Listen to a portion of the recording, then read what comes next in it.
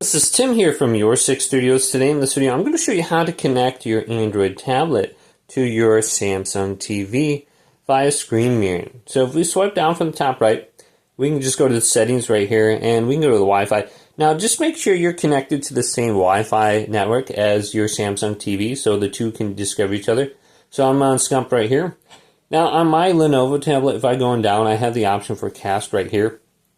And I have to make sure Enable Wireless Displays turned on, and then I can see my Samsung TV is showing up right here. It's the 55-inch Crystal UHD. Make sure your TV is turned on, and I can go to my TV right now. So here is my TV, my wonderful bedroom TV. It's huge.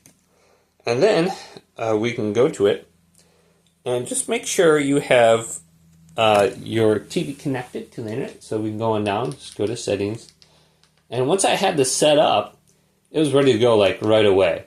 So here's Wi-Fi.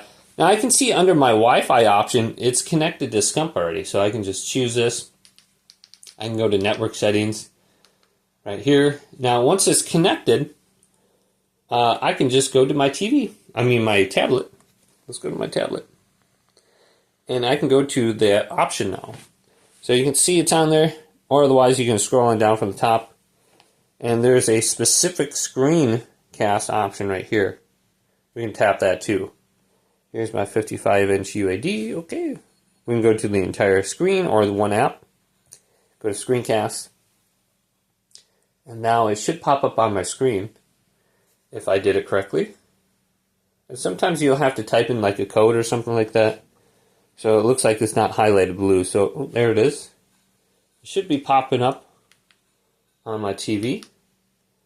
If it's not, you might have to try something else. So I got connected devices right here. My TV is set up. So let's go back to my device and just see if it will kick over. So I got my TV, my setup universal remote. So just go ahead and just try that out. Hopefully this video did indeed help you out.